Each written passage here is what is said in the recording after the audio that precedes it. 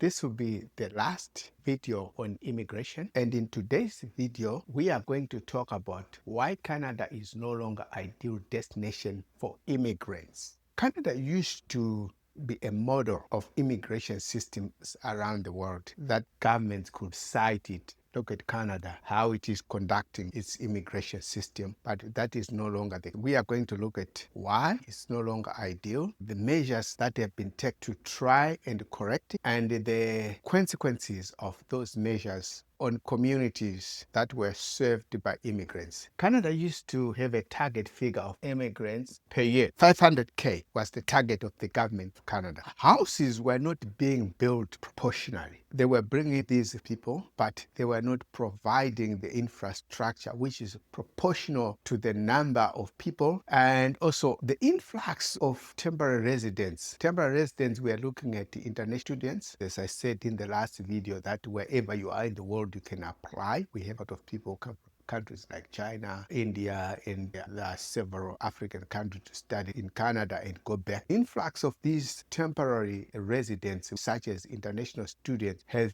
overwhelmed the housing market and public service. Lack of housing brought in competition for limited resources, which exacerbated the affordability issue, either be it in the rental units or in purchasing. Some foreign students who come into Canada and buy houses, and there is this law of supply and demand. Once the high demand of something and the supply remains constant, of course the prices goes up. The price of house rentals also was put pressure on. And also we have this paradox of immigrants having high unemployment. At the same time, we have filled high-paying jobs. In my last video, I talked about high-paying jobs in technology, in healthcare, public service, all those jobs unfilled. At the same time, recent immigrants have a high rate of unemployment. Our natural rate of unemployment on average is 6%. However, if you take immigrants on their own, separate them, the unemployment goes as much as 23% unemployment. This is unacceptable. This is like third world standard.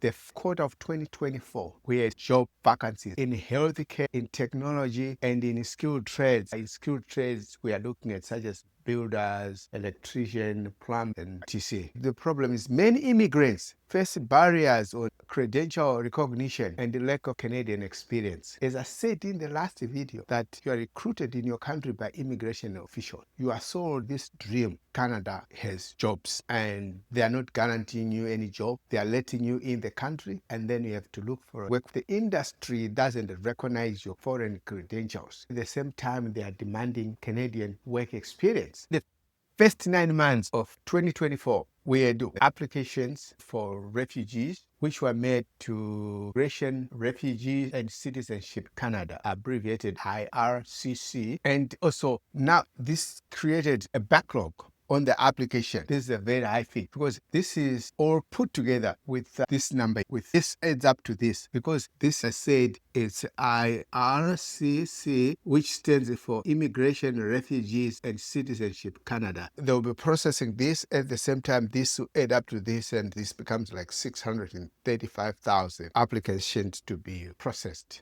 What has been the consequences of immigration poor? This resulted in housing crisis, and as I talked about in the last video, affordability and in 2024 went up 23%. Why we are saying that Canada is no longer ideal destination for immigrants? This poor planning, bringing in these high numbers of people without proper planning, without having resources proportionally being provided, without houses being built proportionally, rental units being built proportionally. This is over the infrastructure in public service, rising unemployment alongside labor shortages. As I said, this paradox that you have immigrants, unemployment as high as 23%, and also we have jobs in technology, healthcare, and skilled trades. Severe housing prices have driven the rental prices are high. This influx of people scramble for houses and the simple laws of supply and demand. Those who are renting the units, they raise the price. The price, of course, goes up. If there is a high demand of something, the supply remaining constant, the price goes up. There also been a backlog on processing. Some of the refugee applications who are already in the country, they are taking as much as 4 years to be processed. Immigration levels have outspaced infrastructure capacity. I've talked about housing. I've talked about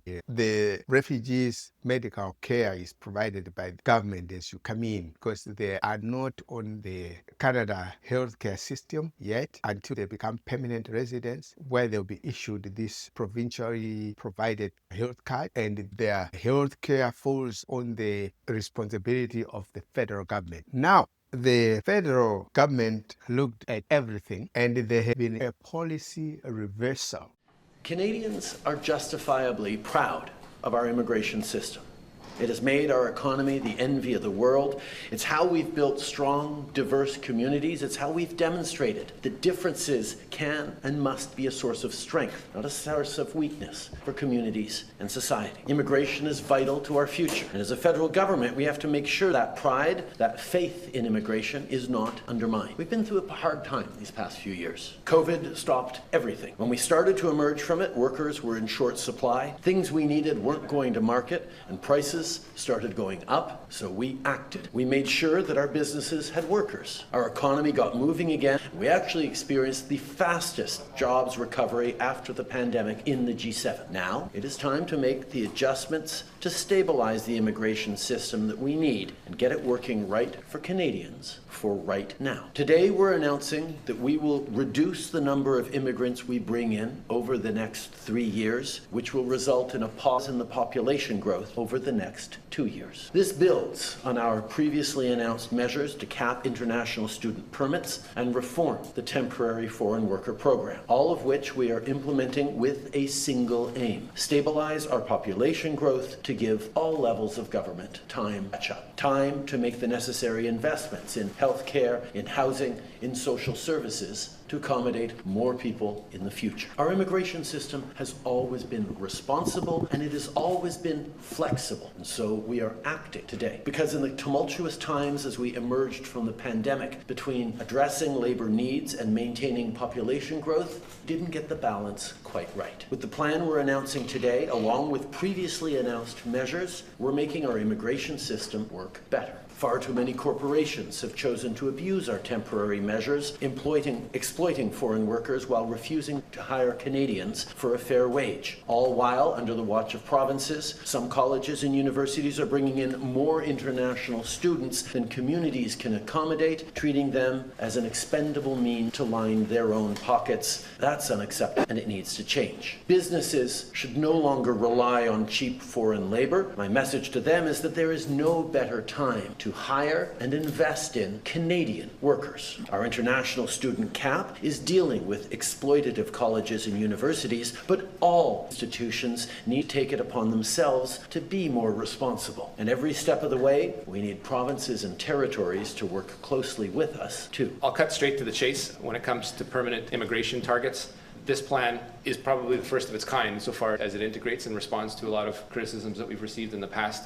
This plan that we table as a statutory matter on November 1st only talks about permanent residency. This plan this year gives a better snapshot for people to look at total population growth and the growth of temporary residents, as well as the measures that we're putting into place to reduce those over the next few years. When it comes to Canada's permanent immigration targets and aligning them to our economic needs, I'm here to announce and confirm that the current plan reduces next year's projections from 500,000 permanent residents to 395,000, a net reduction of 105,000 permanent residents immediately in 2025. After that, in 2026, a progression down to 380 to stabilize the numbers at 365 in 2027. The lower permanent resident targets, as well as the temporary resident targets that I will speak to in some length in the next few minutes, will have and are expected to impact the housing supply gap by about 670,000 units by the end of 2027. That means that we will not have to build an additional 670,000 housing units by that time. This is significant. They're trying to fight this crisis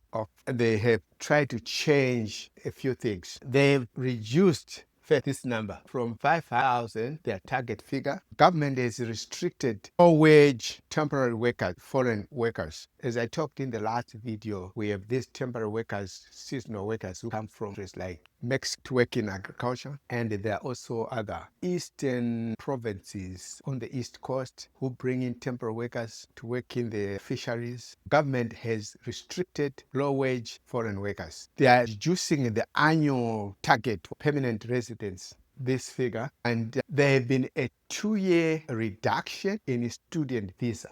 The number of students who will be coming in on student visa. And in the last video, I also talked about startup visa, which we normally abbreviate as SUV, not to be confused with sports utility vehicle. So startup visa. Startup visa had its own problems. People were coming in fact, let's just unpack things a little bit. The objective of a startup visa is to bring in people who start businesses that will create jobs. It's just not for somebody to come in and start a convenient store which will operate himself and his family. No, the objective behind the startup visa is to bring people who grow the economy, who start companies that will create employment. People were coming in on a startup visa. Some of them, their projects were not getting off the ground. Some of them just getting employed somewhere else, not starting anything. There were problems with the startup visa. The federal government has put a cap on it, that only they've put a limit on the startup visa that there can be only 10 applications per given time. Then they'll be given in processing the startup visa, and also the individual who is applying for startup visa will also be given an open work permit. Let's back off a little bit and revisit what I said in the last video. In the last video, if you're applying for startup visa, you submit your project to the immigration for approval, gets approved. You have to prove that you have the funds. You have to prove your project, the financial support from this financing in Canada. You do the medical, you prove that you are proficient in one of the two official languages, which is either English for the rest of Canada and French in Quebec. You come to Canada already as a permanent resident. That if your project fails, or you don't start a business at all, or maybe you are faking everything, they have no way to remove you. You are already in Canada legally. After 3 years, you qualify to be a citizen, and you can go ahead and apply for citizenship. Whether you were fraudulent in this startup visa, once you are a landed immigrant, legally speaking, no one can remove you. Now, what they've done, they have said instead of you coming in permanent resident, they are going to give you a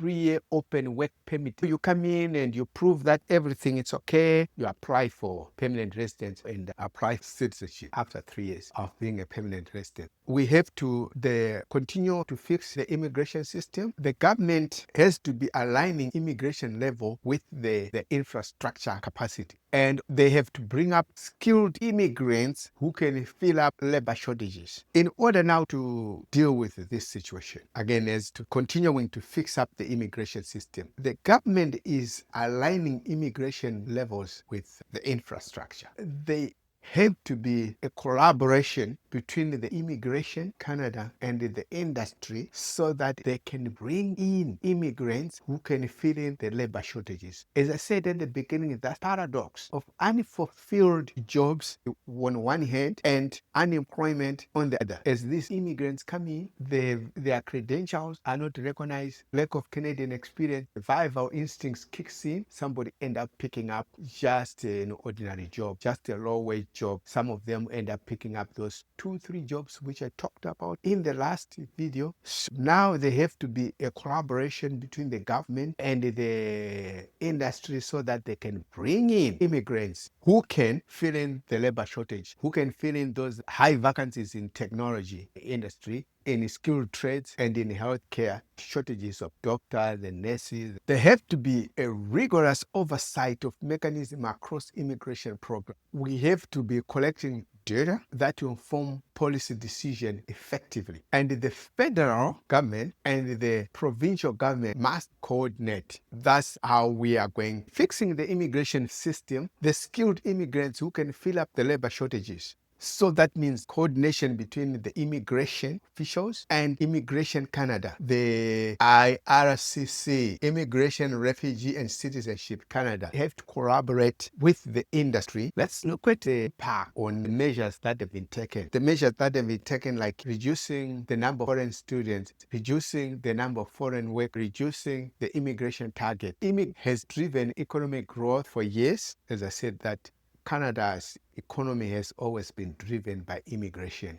These restrictions could undermine growth. And that means, one, the population, as I said, in one of the last videos, we're trying to bring in immigrants who take up the jobs. But simultaneously, we are also trying to grow the population. We cannot just bring in anybody, target people who are educated and skilled. They can come in with their spouses and take up the jobs. And at the same time, we are also growing up the population. And now this restriction will undermine economic growth. Colleges that rely on international students may have financial difficulties. And university towns, there are certain towns that has been built entirely on university. The economy is built around that school. Of course, there will be like other stores that will come and build to serve the people there, or there will be the police, the hospital, and there will be small industry. Now, those towns face some economic challenges.